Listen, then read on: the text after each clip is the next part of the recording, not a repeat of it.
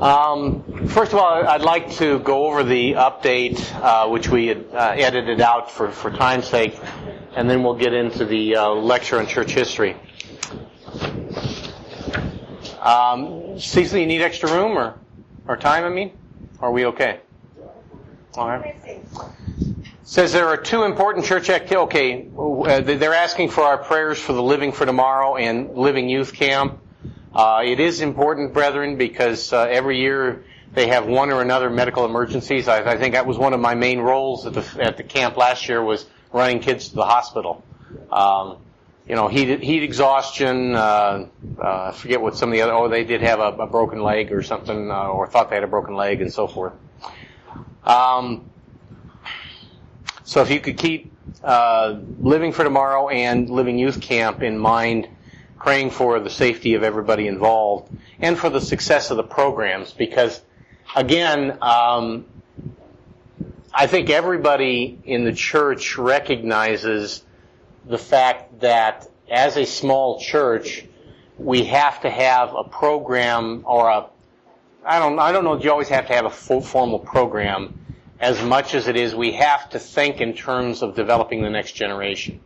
And this is one way we can begin to address it. And Living for Tomorrow is a super program. It basically is teaching a lot of the principles they used to teach at Ambassador College to young singles. And they really view that as a continuance of the preteen camp, LYC, and then Living for Tomorrow. It's really a super program. From church administration, we were receiving a number of encouraging reports of healings from brethren in several church areas. Mr. C.B. Short, one of our elders in Corpus Christi, is holding his own in his battle with cancer. He told me his condition is about the same right now, not getting worse. Mrs. Val Burgett, wife of the Bluefield area pastor, Bluefield, West Virginia, said she is improving somewhat. Her color is better and her strength is steady in spite of the cancer. Thankfully, she's planning on coming to the feast with her family as Mr. Short is with his family. It's clear that God is helping these servants of His, but they still need and are asking for our prayers. I don't always understand why God runs it the way He runs it, but for instance, something very similar happened with Don Cathars. Pancreatic cancer is normally something you're diagnosed with, and 2 months later you're dead. He went for 18 months, which is just, now, in some ways it was a living hell for him, I have to say that, but God was able to intervene for him, and again, I keep thinking back with Susan Leha.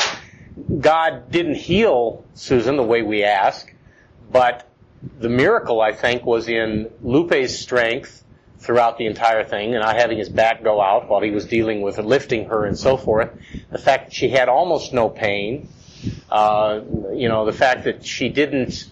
And there was one other thing I can't remember right now, but there were ways that God intervened, and I guess it helps us to realize that when we pray for somebody, there's a gamut of things God can do in response.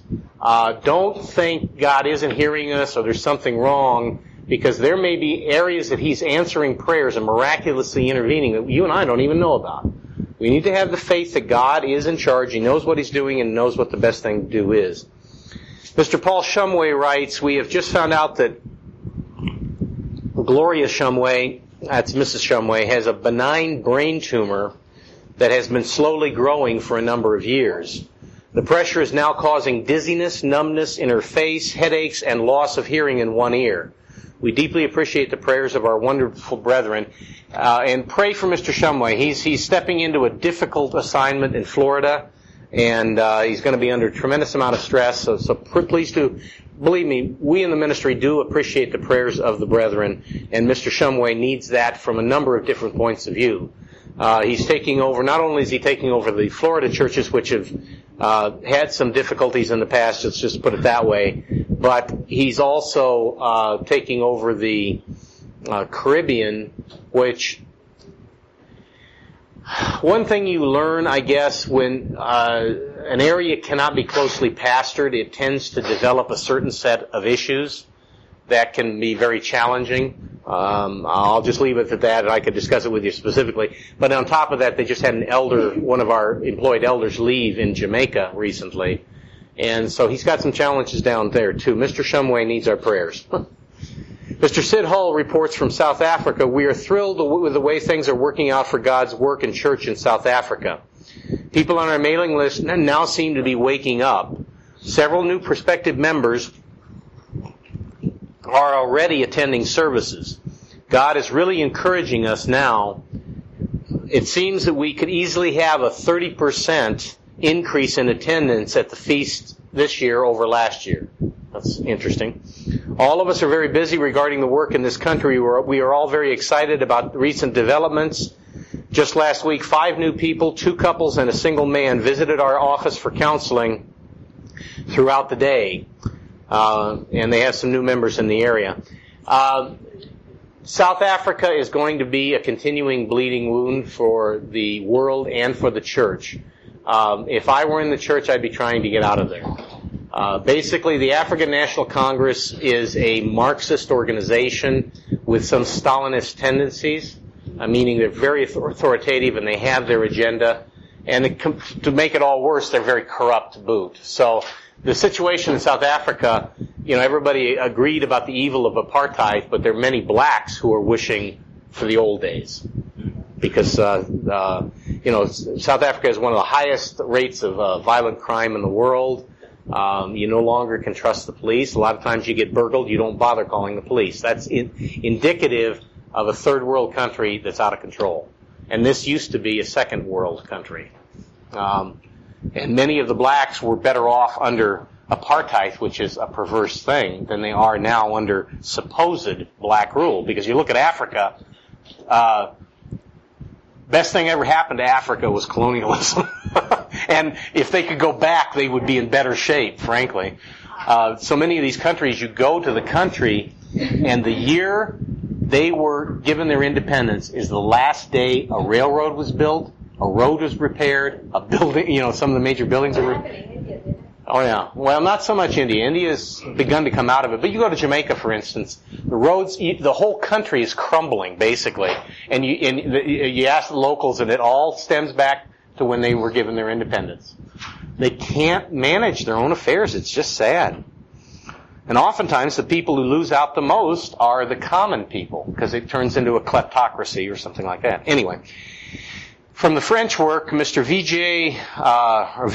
Larde reports, the figures of the first semester of the 2004 French website are very encouraging. During the first half of the year, we exceeded all the figures for the full year of 2003. They recorded 40,000 unique visitors and 77,000 visitor sessions in 6 months. Recorded visits from 98 countries, including the Vatican. Yeah. They keep an eye on us, I'm sure. The activity increased by between 153 and 578%, depending on the focus you're talking about. More than 65,000 articles and 11,000 booklets were downloaded. In addition, now, the beauty of that, brethren, and that's why the Internet has much potential, is that every booklet that's downloaded costs us zip. There's no fulfillment cost. That's wonderful. Additionally, about 22,000 audio files were downloaded, including 18,000 radio broadcasts. The rest were sermons and commentaries. The website, let's see now. So, and something similar has been happening on the German side on a smaller scale. So, now the problem so far is, why are we getting the growth we're getting in South Africa? Because they are already in the early stages of the Great Tribulation.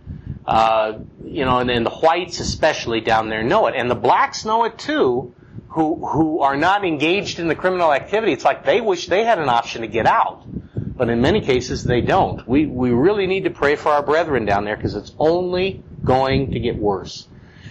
And where we will see probably a spike in activity is if the Osama bin Laden's, or Salami bin Salami as I call him, if he does stage a major attack in Europe, you're going to see increased activity on our websites across the board. Recently, a bizarre thing happened to one of our TV TV tape shipments. One of our TV sponsors in Minneapolis, Minnesota, received a package that contained a videotape and telephone battery. The box was supposed to contain 2 tapes. He called headquarters to find out why a battery had been put in the box instead of a videotape. They had no idea. So they were wondering if somebody was pulling a prank on them. Then they got a letter of apology from the postmaster of a post office facility in Minneapolis. Somehow the shipping boxes with the box with the 2 tapes spilled open, along with 2 other boxes from 2 other companies. So apparently the postal employees just kind of mixed and matched.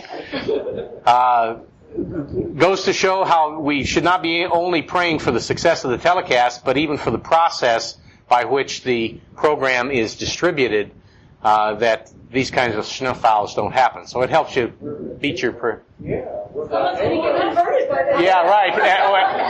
I wouldn't doubt it. I wouldn't doubt it. Yes, sir. That was the plan. God can't be limited. That was God's plan. How he calls. And I've heard stories like that. I really have. I really have. For instance, I remember talking to a guy, an ex-con, who was in prison, a county jail in Washington State. He had attended Worldwide for a few years back in the 70s, had lost track and kind of wanted to get back in touch. Obviously his life was messed up. That's why he was in prison. He came across a Tomorrow's World magazine in the jail. And he was amazed, and so that's how he got in contact back with the church and found out that one of the other inmates had attended with Living briefly. And so, I mean, yeah, it is interesting how God gets these things done. Okay, now, did you see the, well, probably not. You weren't given that. They're trying to get the cable access in all the state capitals, but you're outside the city limits of Santa Fe, so it wouldn't really apply. They'd like to get them on all the states that they could, but I don't think we have anybody in the city limits of Santa Fe, so it's kind of moot. Louise.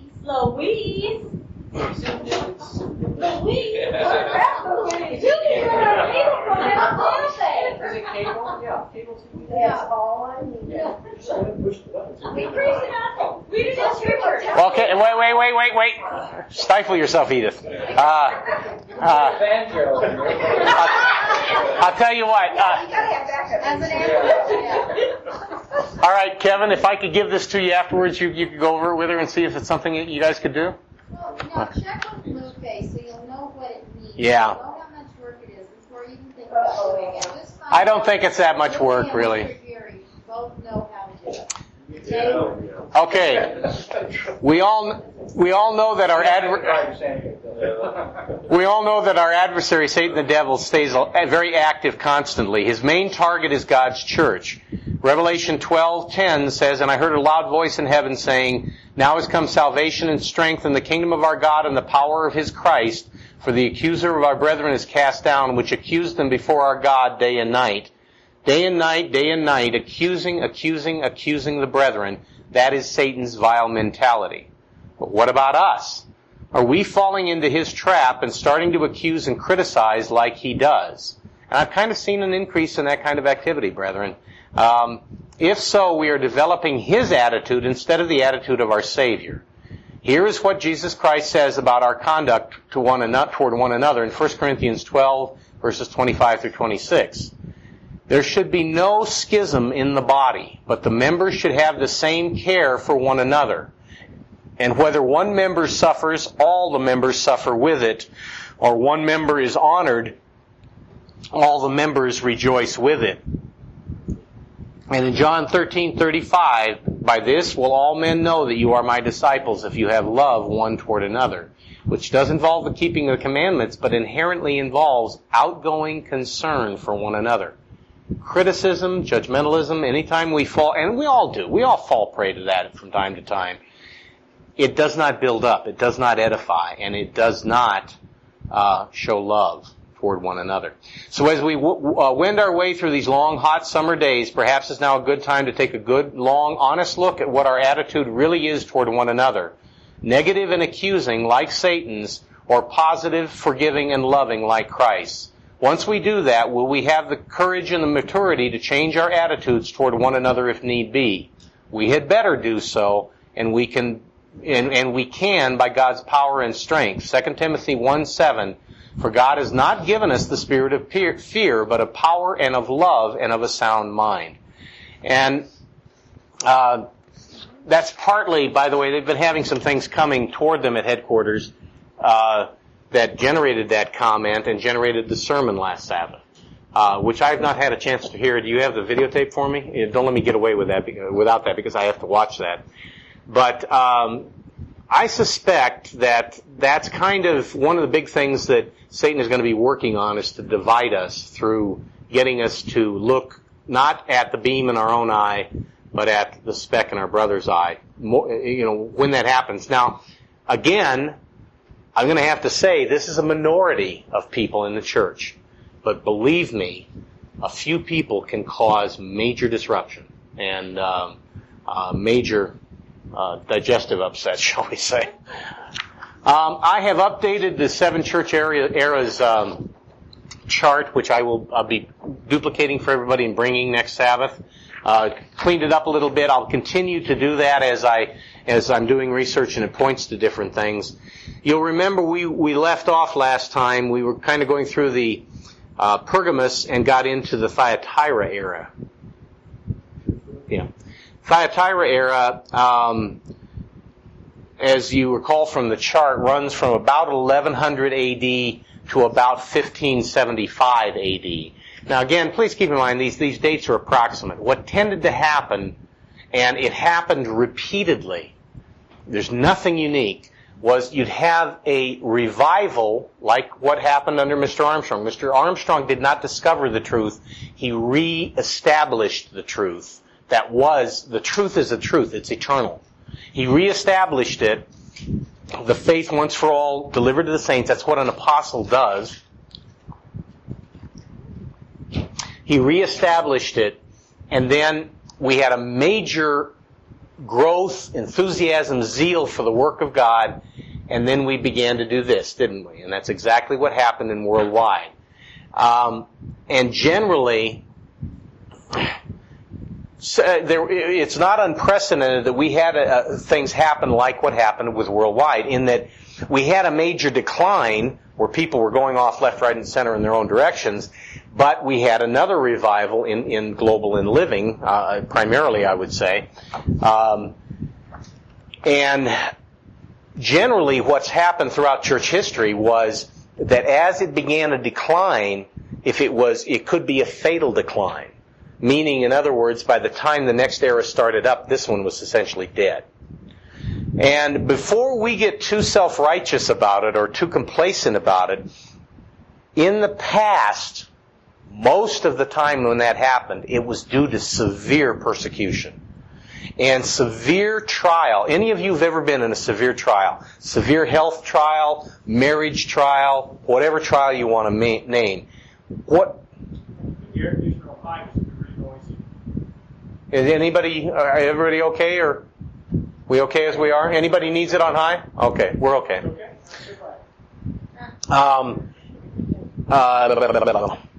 Severe trial. Oh yeah, thank you. A severe trial, it narrows your focus, first of all, and we were just talking with some of the members beforehand, that it's that overview of knowing why you were called that kept us with the truth. We were called to do God's work, not to examine our navel. And we understand that. That's part of the reason we're still doing God's work. If you lose that overview, and oftentimes severe trial will cause one to narrow one's focus, you lose the overview, and you start to think, even Mr. McNair, who is probably as anti-medicine as anybody I know, and I'm not saying that's the way we should all be, but toward the end of his trial, he was ready to take whatever medicine they could throw at him. It wore him down. Well, brethren, imagine being worn down by physical persecution, the threat of physical persecution that goes on for decades. It wore people down. And what tended to happen as we read through Revelation 2 and 3, I've said this many times, what's the common thread that runs through all of Revelation 2 and 3? When Christ criticizes the church eras, what is it for? Compromise. So that's exactly what tended to happen, is under severe persecution, severe pressure, they compromised. They did something to get the pain to stop. Now, it happened gradually over many years. If you'd asked them at the beginning, the compromise they eventually ended up with, they would have said, "Oh no, we'll never go there." But once you start down the road to compromise, you don't know where you're going to end up. That compromise got so bad that some of God's people would go to Catholic Mass and do the whole communion thing and everything else and say, "But it doesn't count. We're only doing this to avoid getting persecuted." And, guess what? The church died when they did that. Yes? How long was Job's trial? I've never heard any speculation as to how long. The implication would be it was a matter, I think, within a year because of the severe physical pressure he was under. Yeah. It seemed like many years, but I just think the physical pain and sickness he was in, he was fasting a lot. His friends came over to argue with him. Literally, I'm not kidding when I say for Job it seemed like it lasted forever, but it was probably much less than a year. But how much, we're not sure. Now, this is one of the most muddy periods of God's church history. Earlier on in church history, we suffered from a lack of information. Any records that were written by the Church of God were destroyed. The only thing that remained was our enemies. That's still true now, but now the era we're getting into, Thyatira era, 1100 to 1575, there's a lot of written records. Some of it is from the Church of God. Very spotty, but some of it is from the Church of God, and some of it is from, and I'll tell you, it makes it very difficult to chase the thread of the church through that time. They'll make statements, the persecutors. This is, by the way, the time of the Inquisition, when it was at its height. The inquisitors would record things that they didn't even know what they were recording, but by reading their records, you can see the difference between something that's just a heretical group that was anti-Catholic and one that probably was part of the Church of God. Little things crop up in the process. So, just to review, some of the names attached to anti-Catholic groups, of whom some were describing the Church of God, included, we go all the way back to the Ephesian era, the Nazarenes. Now, the Nazarenes, we feel the bulk of the Church of God were called the Nazarenes. The Ebionites, which we don't feel was part of the Church of God. They had some really strange doctrines and rejected a lot of the Bible. The Paulicians, which that gets now into the Smyrna era, and the Bogomils, that's Smyrna and especially Pergamos. The Petarenes, the Bulgarians, the Cathars. Now those we're beginning to get into this time we're talking about now with Thyatira.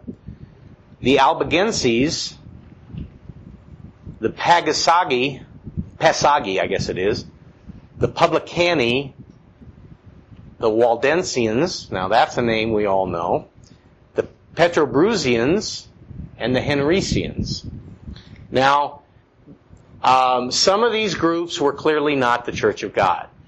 Why do so many names? It's because it's hard for us to relate with how parochial Europe was in this time. It's called the Dark Ages for a good reason. Most people never traveled more than 10 miles from their place of birth their whole life.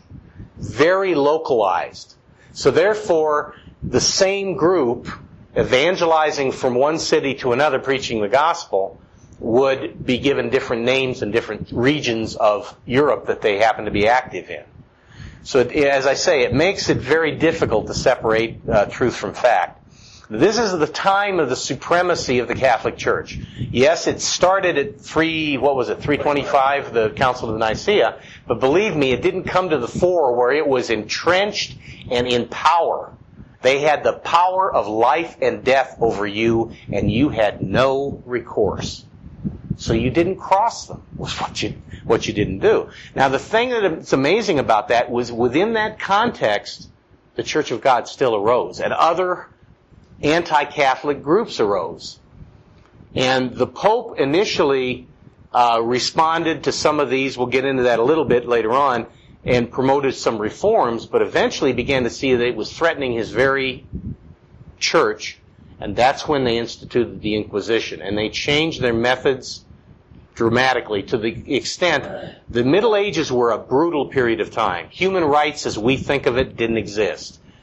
Mercy, kindness, and the milk of human kindness didn't exist. It was very common, if you conquered a city, you slaughtered everybody that's in it. You didn't hesitate to rape and pillage, and doing this all on a crusade, for instance. It's not a period of time that makes a whole lot of sense from a religious point of view or anything else. The power that the Catholic Church had was also very corrupt, and nobody could call them on it. The priests had tremendous power. They were not afraid to flaunt it. One of the big issues was concubinage. What's concubinage? The priests had their concubines, their harlots that they kept. They raised whole families. They sold ecclesiastical offices. It was called simony. There was a lot to protest against, but your average person felt they had no recourse. And the amazing thing is that anybody stood up at all, because very often you could get away with it locally, and you could get away with it in your little village. And there were whole villages or whole towns that were taken over by the heretics. Not always Church of God, I'm not talking about that, but people who were anti-Catholic. But the powers that be would not let this happen for long. Was it Constantine that went against the Catholics? No. Constantine was a nominal Catholic. He started them. He's the one that began the process of giving them secular power. Oh, I just read something where he went against them afterwards because he wanted to. No.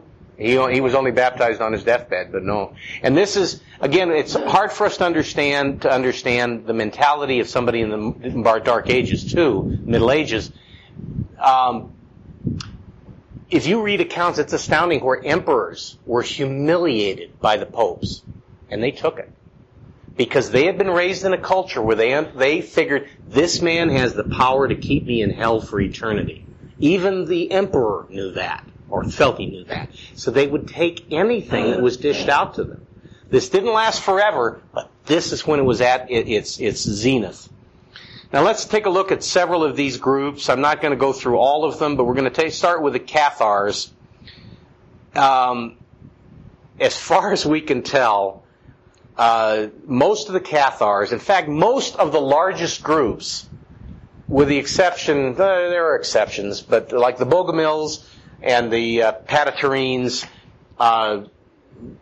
were more likely involving the Church of God early on. But what was, and this is where it's confusing, what was called the Bogomils here, 300 years later, might still be called the Bogomils. Here it was the Church of God. Later on it wasn't. And that's what makes it very, very difficult. So in general, we feel that the Cathars were not a Church of God movement. I have to keep stressing the general murkiness here. They were also called in various sections of Europe by some of the old names. Bogomil, Patatarines, Albigenses, and so forth. Last time we saw how last session, we saw how the Bogomils, among whom the true Church of God moved, and when they got started, the bulk of them could have been the Church of God, went from possessing more or less of a pure truth to compromising with the truth so much that they got into doctrines and teachings that were clearly not biblical and clearly not the Church of God. So even though the name may have stayed the same over 400 years, 500 years, who they were drastically changed. If you'll recall what I was talking about last time about the heavy dualism that they were involved in, about they viewed Satan as the evil god, and he was the one who created man. That's straight Gnosticism. They didn't believe that initially. But nonetheless, most of the records that exist of the Bogomils are from their later stages. even the key of truth, if somebody got a hold of that? Yeah. Okay, the key of truth, you're going to see, because that was actually developed over a number of years, not by one author, and so you're going to see a mixture of error there too. So they initially had a more or less pure truth, but believe me, brethren, they didn't understand even 30 or 40% of what you and I do about the truth. We really need to count our blessings, because it's very difficult to preach the truth and keep it pure. You know, the governmental structure we have now that so many who've left worldwide are against, it is the only way you can maintain doctrinal consistency. Without a governmental structure that is tight, that is top down, you can't do it. And they couldn't do it as well as we could during the Ephesian era because communications were very, very difficult. So you raise up a minister in some city in Asia Minor, and one of the apostles might not get back to that city for 10 or 15 years, or if at all. And so it would be started, just like Mr. Armstrong would raise up congregations in Oregon, leave, and then our congregation would fall apart. Well, it happened in those days too. Okay, Revelation 2. We're going to read the message to the Thyatira era. Revelation 2, verse 18. And to the angel of the church in Thyatira write, These things says the Son of God, who has eyes like a flame of fire, and his feet are like fine brass. I know your works, your love, service, faith, and your patience. And as for your first, the last are more than the first. So what happened during essentially the Pergamus and Thyatira era was this. And evidently, that's kind of a neat thing, is the Thyatira era toward the end actually revived. That didn't happen in most of the church eras. The era itself revived. But then again died out, and that's about when the Sardis era started. Nevertheless, I have a few things against you. So he does have some positive things to say about them. And it particularly, he wasn't holding them to the fact that they didn't possess as much of the truth as we did. It's in the Bible, but whatever the process was, they were not honest enough or converted enough or diligent enough or zealous enough to derive and be shown all of the truth they needed to see. But he does have some positive things to say about them, as well he should, considering the persecution they underwent.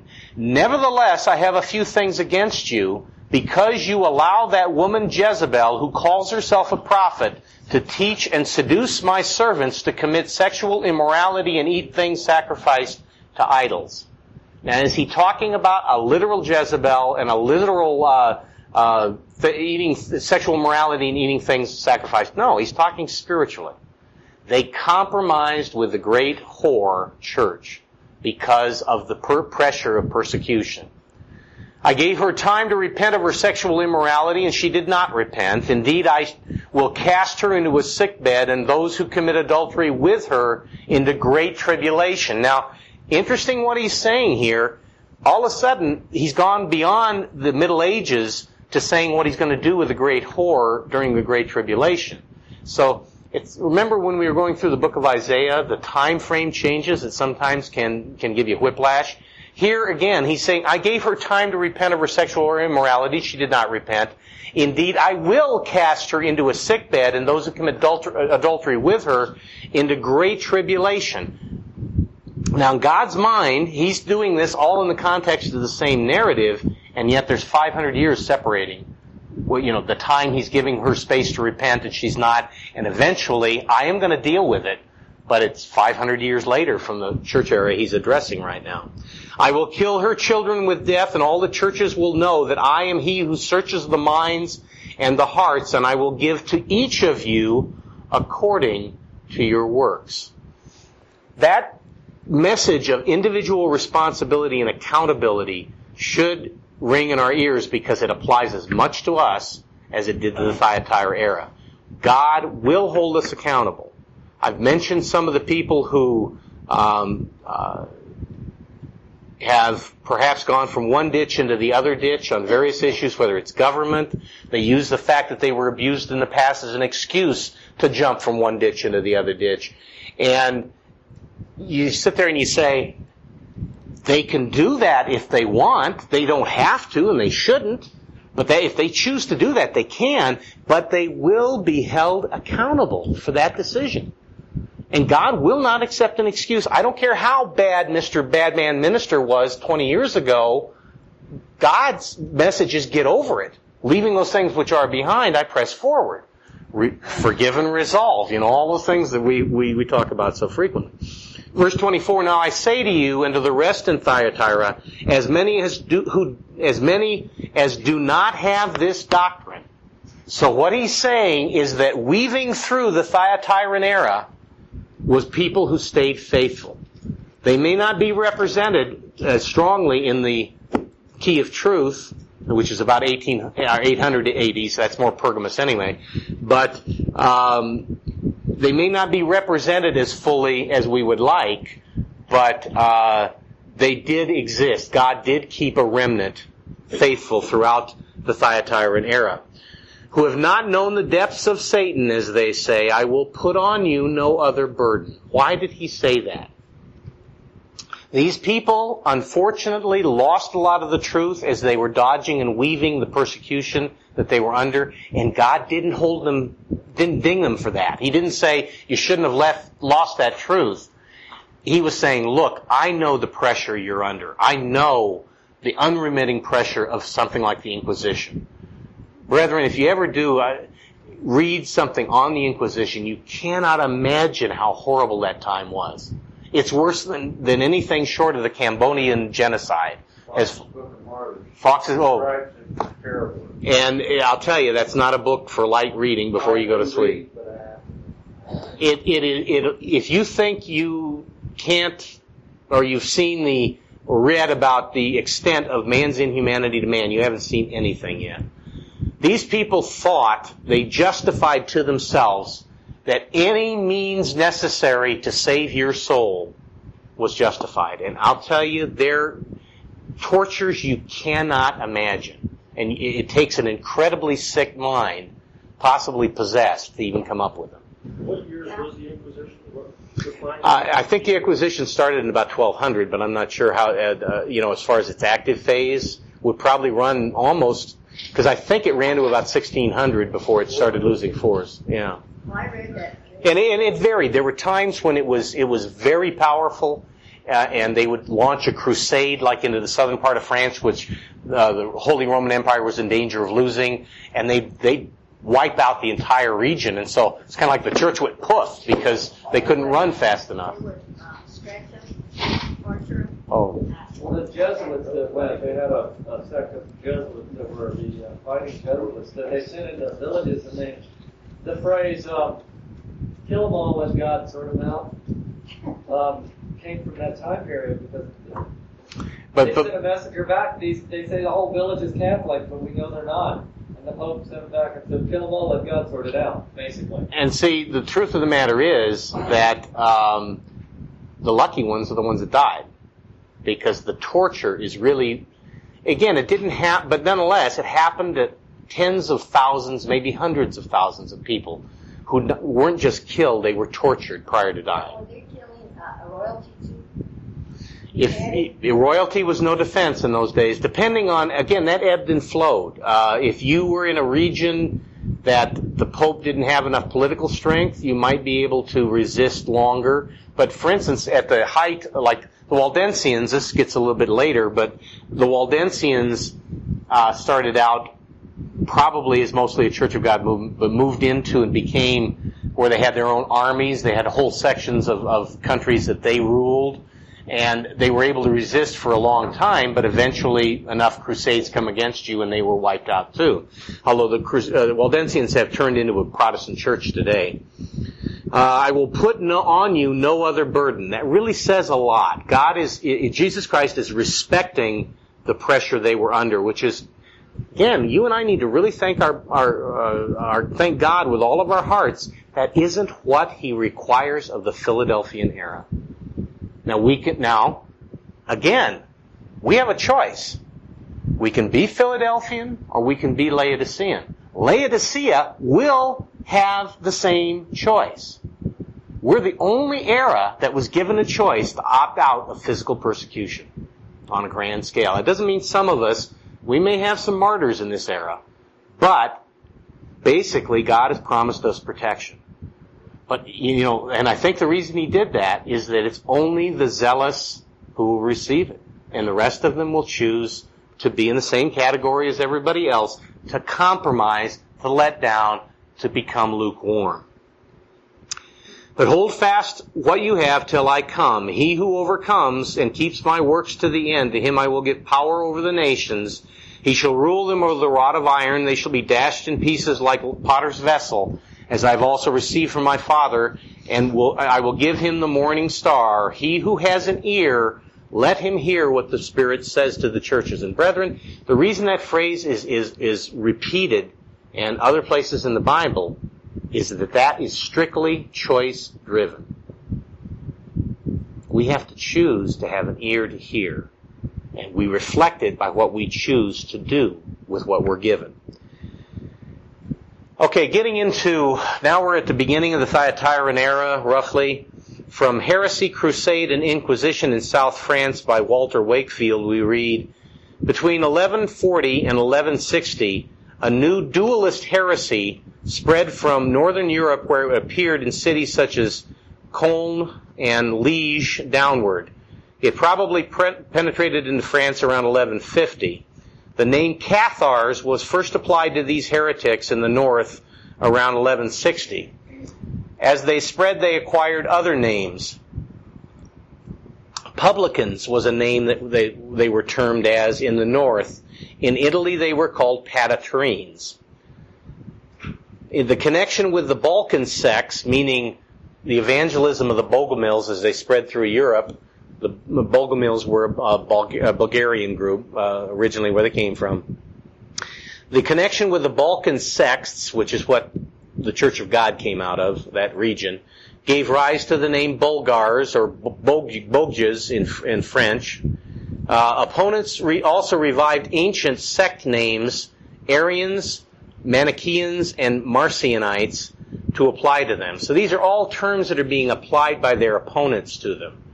And since there's no delineation between what these clearly meant, it's very difficult to trace which of them were the Church of God that they were talking about at the time. All Europe soon knew that those who congregated in southern France were called the Albigenses. Now, most of the time, these groups are talked about as being dualistic in their teachings, the Gnostic concepts that we've talked about so often before. And I maintain that in the earlier stages when the church was first established, that they could not have been the Church of God with those blatant Gnostic concepts of God. They weren't worshiping the right God. Most of these records reflect the later stages of these groups.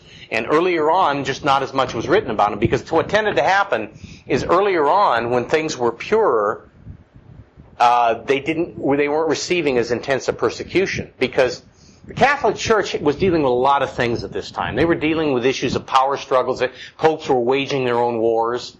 So they didn't worry about every little heresy that cropped up. It's only when that heresy began to get to the point of threatening their power base that they responded and focused on it. Okay, so these later, it goes through a lot of the dualism, and it sounds, well, I'll read part of this because it brings up that issue that I talked about before. The Cathari affirmed that the two principles were engaged in perpetual warfare, that the earth was their battleground, and that man's primary concern must be to free himself from servitude to the evil matter, the evil world of matter. Because matter was evil, Christ could not have had appeared in a true human body. That's where the dualism came from. That Christ, God, inhabited, if they believed Christ was God, a lot of them didn't, but if they did, they believed that he only just inhabited the body of Christ, and before he died, he was removed from there. So in effect, God didn't really die for us. You know, they by their philosophy, they negate the whole concept of salvation, really. Because matter was evil, Christ could not have had a true human body, have died and risen from the dead. Because human procreation resulted from a union of spirit and matter, marriage was essentially evil. And because sacred suicide, called endura, liberated man's spirit from matter, it was the highest act of virtue. Sacred suicide. The dualism of the Cathari were derived from the Eastern Bogomils. Now, I dispute that. It was derived from them at their later stages. Eastern Bogomils and Paulicians, and was probably introduced into Western Europe by merchants, pilgrims, and returning crusaders. By the beginning of the 13th century, that'd be 1200s, numerous Cathari sects were established in South France, North Italy, Northeast Spain, and the Rhineland. Each was headed by a bishop and included two classes of adherents, the perfecti and the believers, or hearers. Initiation of the perfecti was a ceremony called consolamentum,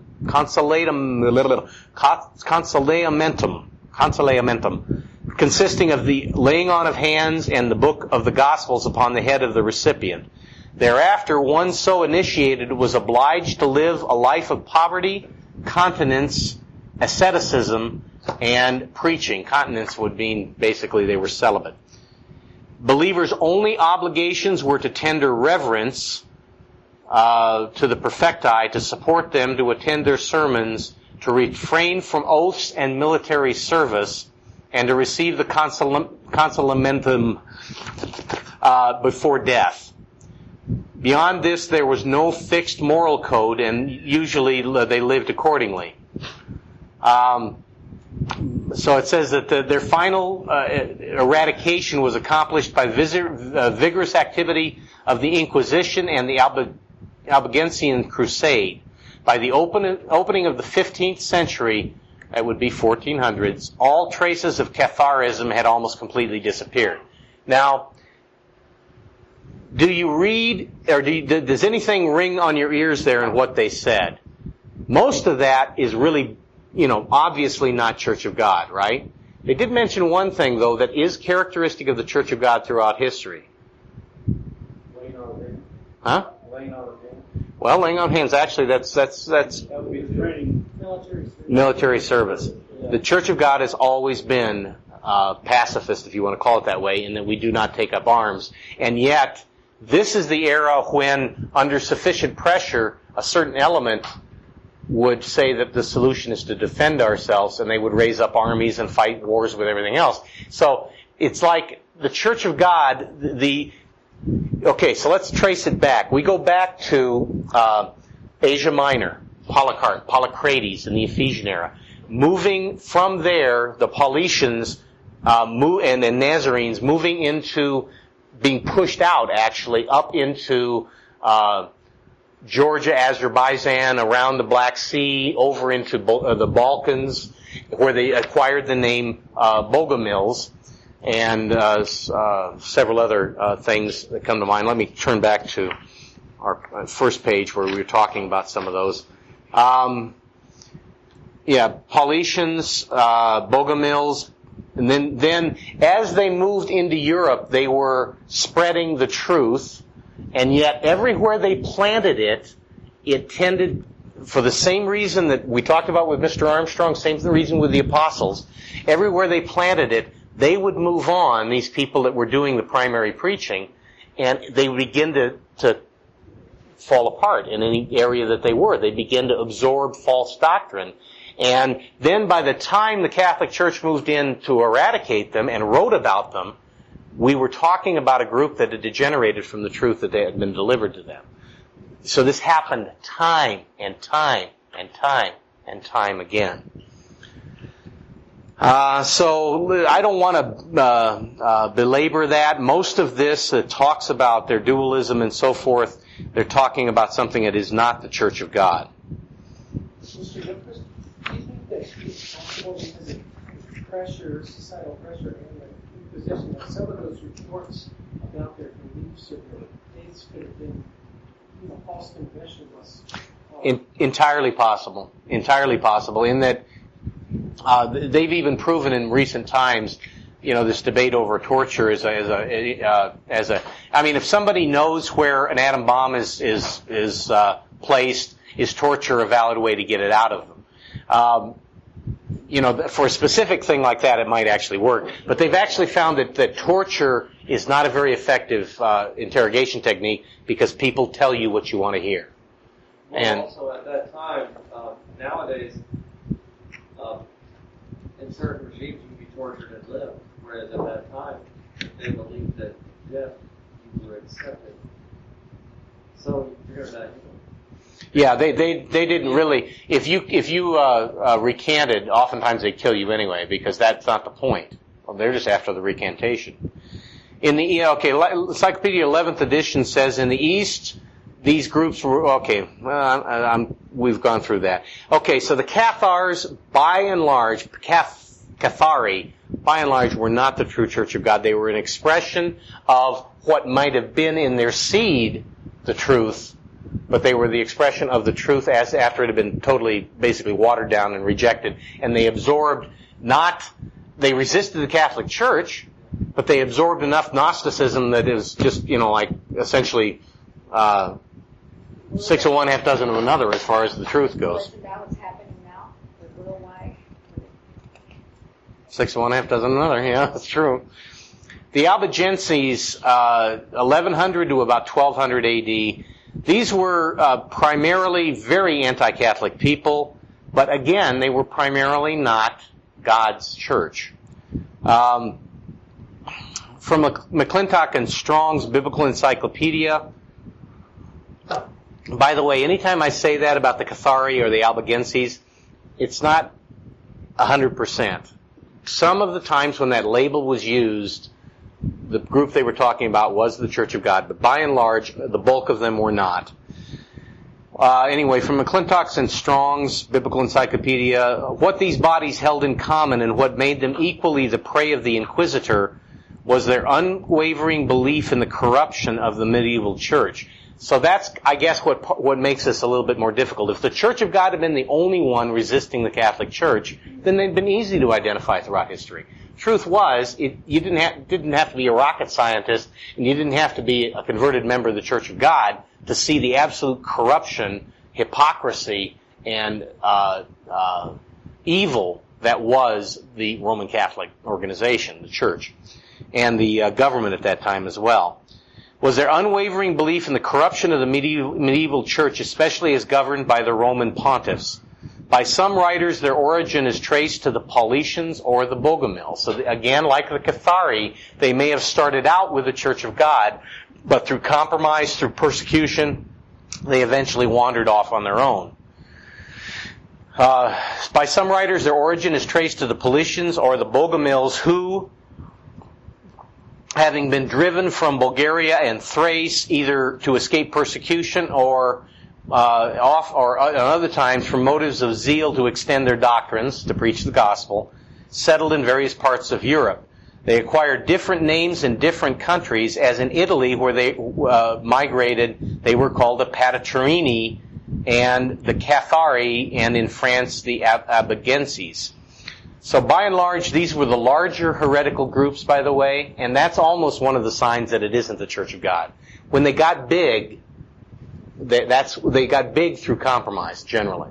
And by the time they got big, they were not the Church of God any longer, even though their sources might have started out that way. Okay.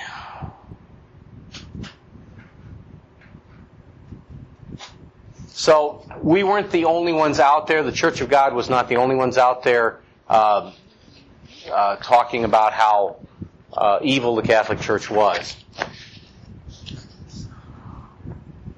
For instance, they got into stuff like denying marriage. You know, the ministry couldn't be married. The celibacy of the ministry, Catholic Church was teaching that too, you know.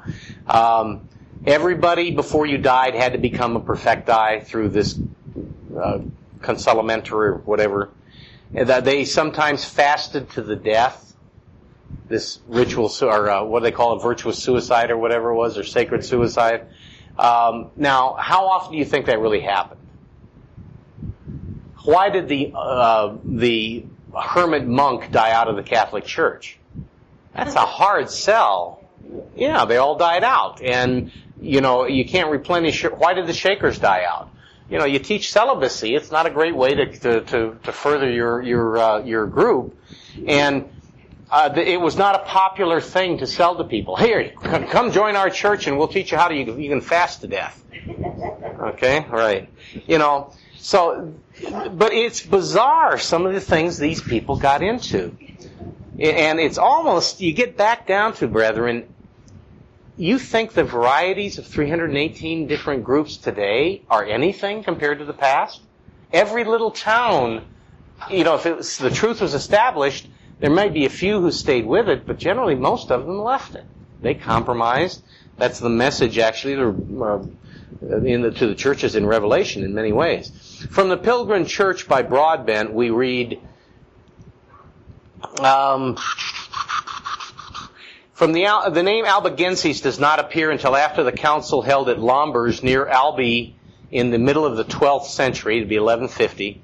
Among the people, the brethren were most frequently called the good men, and there's general testimony to the fact that their manner of life was an example to all. So they started out, they were fairly exemplary in the example that they were setting. And this is characteristic. The Church of God did not call itself the Church of God to begin with. They called themselves the Way. It's like, and in the early parts of the church, that's what we used to talk about. We didn't worry about the name so much. We talked about, are you in the church? The Way. In effect, we were saying much the same thing. Or with the truth, right. So they didn't have a formal name. They called themselves the Good Men. And general testimony to the fact that their manner of life was a pattern to all, and especially that their simplicity and piety was a contrast to the self-indulgence of the clergy. So it was easy to set a good example, in other words. Some among the people devoted themselves entirely to traveling and ministering the word and were called the perfecti, in accordance with the Lord's words in Matthew 9:21. Here they take one scripture to build this around. If you will be perfect, go and sell what you have and give to the poor, and you shall have treasure in heaven, and come and follow me. They possessed nothing, had no home, and literally acted upon this command. There's a group that does this today. It's called the No-Name Church, right? Well, they call themselves the Way or the Truth. Okay, so it's very similar, and chances are this is a remnant of these kinds of movements in the Thyatiran era. So they may trace back to having a connection with the Church of God. The congregation of believers who met apart from the Catholic Church were numerous and increasing, and became, eventually got to be fairly large, and were called the Albigenses, a name taken from a region of France where many of them resided. But this name was never used by them, nor of them, until a later period.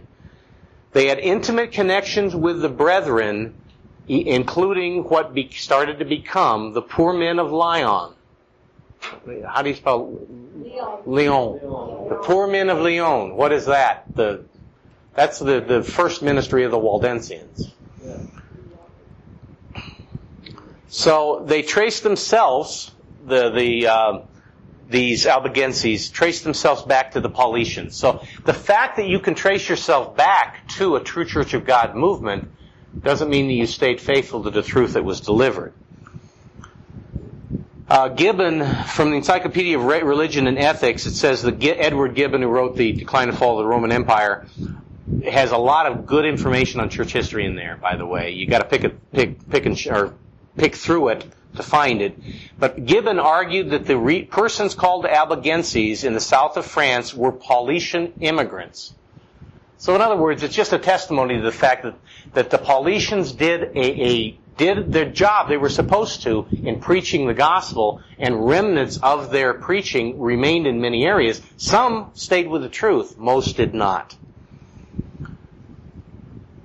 Okay, so this generated several crusades. One of the earliest crusades was in 1098, and this is where they decided to get pretty ruthless because they could not argue with the truth. Anytime they'd send somebody out to argue with the truth, it'd go ploop, because you could not argue biblically on the basis of what the Catholic Church taught. You couldn't. And they knew it. So it's kind of like, well, we can't argue with them, let's kill them. That was the result. So, Innocent, who was not, the third, 1198 to 1216 AD, was the one who brought about the Inquisition. So that's why I said, Mark, I think you asked when the Inquisition started. It was around, that's why I thought about 1200 AD. And they were given a blank check. It was kind of like anything you need to do to persuade or to bring people back to the Catholic Church. Innocent III. Encyclopedic Dictionary of Religion said, beginning in the 13th century, it'd be 1200, the Albigenses had become a threat to the very existence of the Catholic Church in South France. That's when they took action. Innocent III, who wasn't, at first attempted to convert heretics by sending Cistercian and later Dominican preachers into the affected areas, but sermons and disputations proved generally ineffective. Why? Because the truth makes sense. Gnosticism, even Catholic Gnosticism, doesn't. When the papal legate Peter of Castelnau was murdered in 1208, now this is where, again, even though some of these people were converted to the truth, it's like they convert and then most of them go their own way. And they justify things like taking up arms and killing a papal legate. Now, from any point of view, this was not the smartest idea anybody came up with. But it was as if they felt that God was on their side, they could do what they wanted.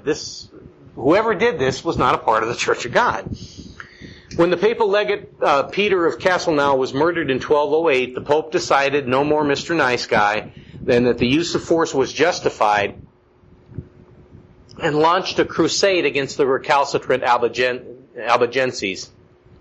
During the next 10 years, the army led by Simon de Montfort forced the surrender of the most important heretical strongholds, employing in the process methods that were cruel even by medieval standards.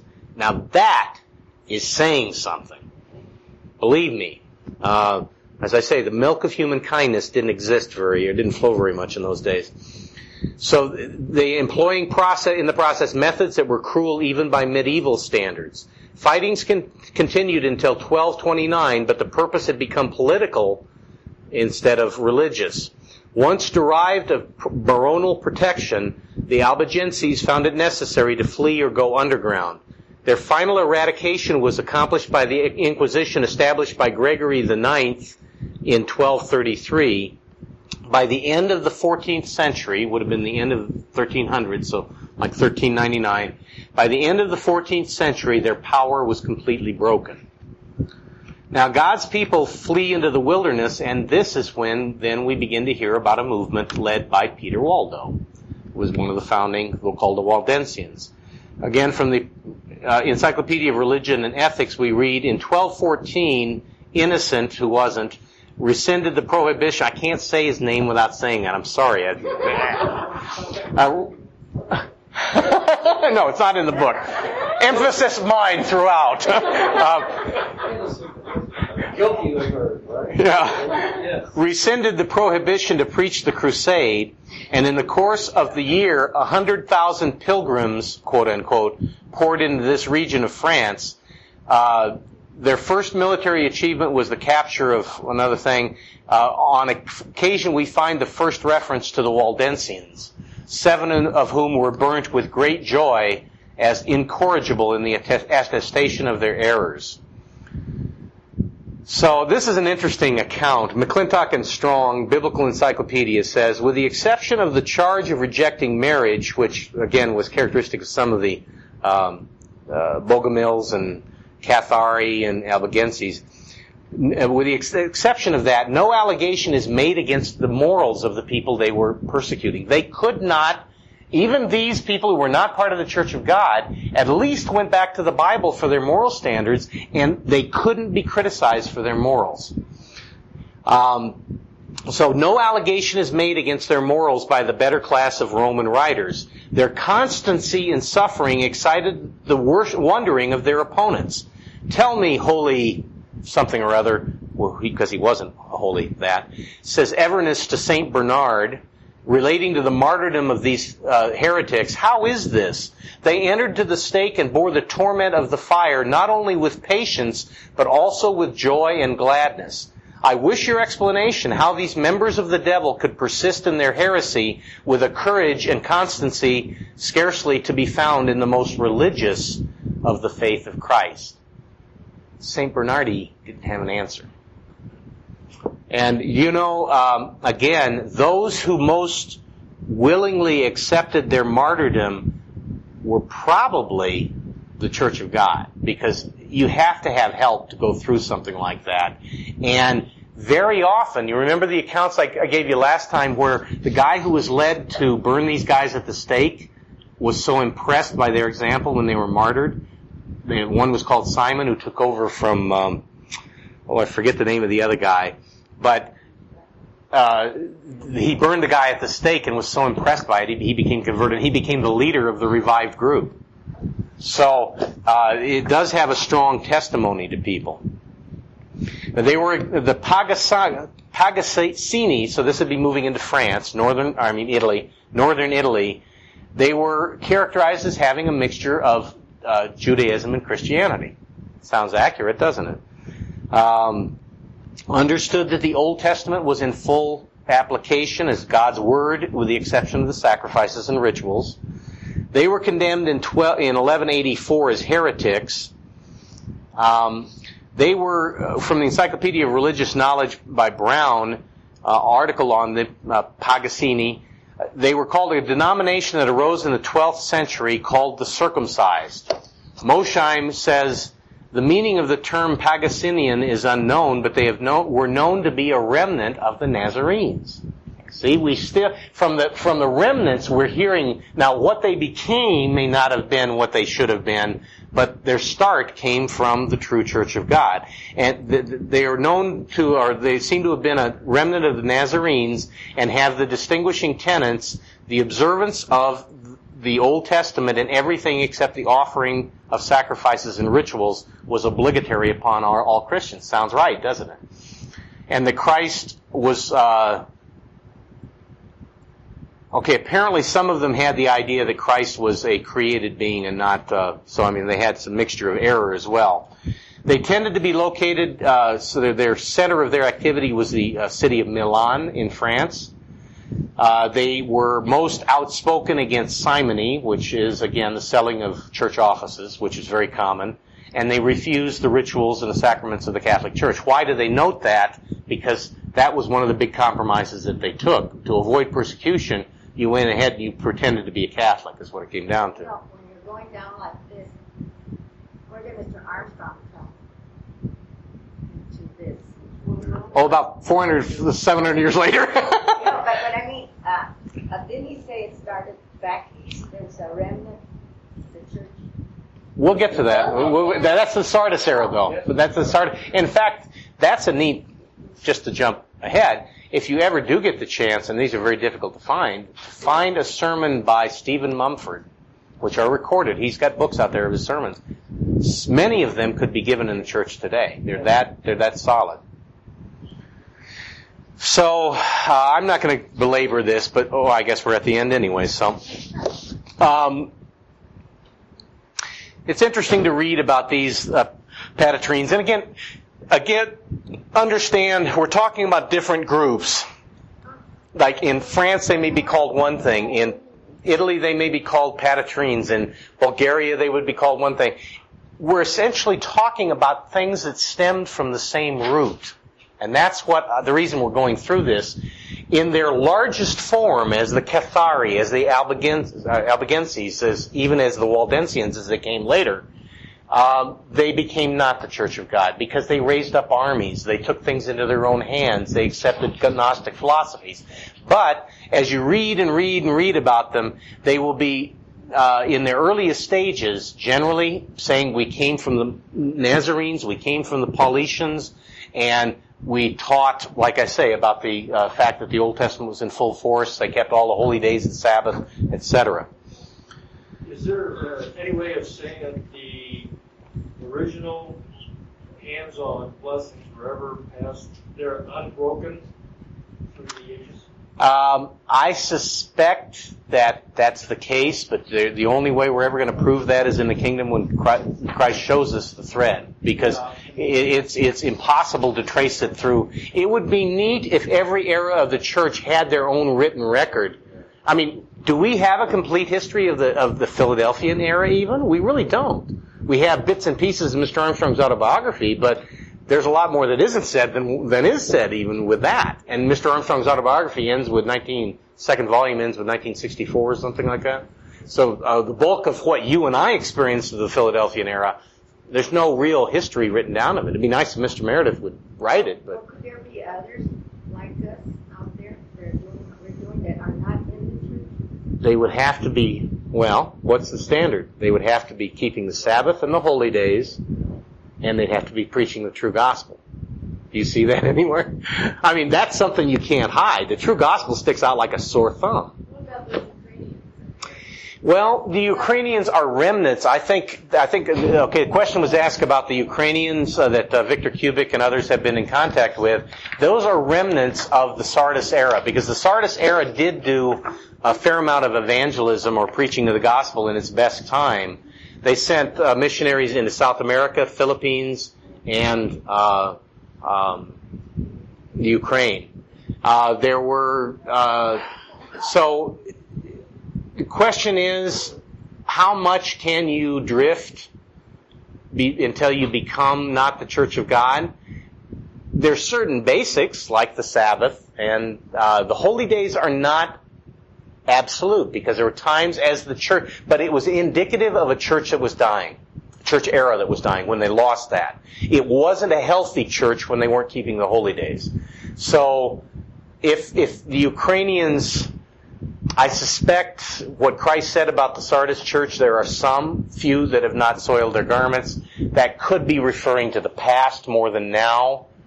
But, so I have to defer that question. I don't know enough about what they actually teach. If they've accepted, for instance, there's areas that if you accept the dualism, if you accept the Trinity, you're not worshiping the true God anymore. That's an absolute too. So there's certain absolutes, like the Sabbath. The Sabbath is an absolute. The holy days on top of that is an indication of a healthy church who understands their obligations. The preaching of the true gospel. Ten Commandments are absolute. Yeah. Including all throughout the church years. Yes, absolutely. And the identity of God. You have to worship the right God. You can have the other doctrines right, but if you worship the Trinity, you're worshiping Satan. Satan is the false God. So you cannot be a true Christian worshiping Satan. So there are some absolutes. Well, God seems to imply in the Old Testament that there always was a remnant. And even I think that prophet didn't know that there were 7,000 out there and they were right during this time. Now, they didn't have the kind of communication that we had. Nevertheless, it implies there's always been remnants, so you would think with Mark's question it would be yes, but we don't know who they are. There is always been a remnant. I think that's absolute. God, there's no doubt about that. But I think the church has oftentimes been as little as one or two families at times. I mean, as it's been wiped out, as it's been pressed, and so forth. And you can see that God wouldn't be as detail-oriented about whether they understood all the different aspects of the truth if they were barely escaping with their lives most of the time, and that was their major thrust. Of course, God is going to understand that you aren't, somebody who's fat and sassy like we tend to be. All of us have full stomachs. None of us have been threatened with our lives in the past week over our beliefs. He's going to have a higher standard of requirement on us than he is upon them. Anyway, not yet. Not yet. Well, yes. The picture we have today, after the Ephesian era, how much of that picture do you think was intact in churches throughout those eras? You can't say absolutely. You can't say absolutely, but actually, most of it wasn't. These people were reliant upon a traveling minister coming through who raised up the congregation, ordained an elder, and moved on. And then, 10% maybe. so it all, well, no, probably more than that. It all depended on the quality of that local person who was ordained. If he had his head on straight, if he was strong in the faith, if he was converted, you had a strong group. If he didn't, then you had a group that fell apart and got into compromise very quickly. But I'll tell you, if there's one thing we've learned, sustaining zeal, generation to generation, decade to decade, is one of the hardest things that a church can do. And so, if we understand that, because we've lived through it, God requires that we act accordingly. We should make zeal one of the biggest things we consistently pray God to give us. Zeal does not mean judgmentalism of others. You know, that some people see that as zeal. No, zeal means zeal for the things of God. And if God says, concentrate on the beam in our eye instead of the speck in our brother's eye, we do it. If God says, forgive or resolve, we do it. You know, we do what God says. That's what zeal is. Agasothune, remember that? Zealous pursuit of only righteousness and tolerance only of righteousness. Okay. That's a big order. Yes, it's a very big order. A very big order for us to maintain that kind of enthusiasm in the Church of God. But that's really what our primary task is today.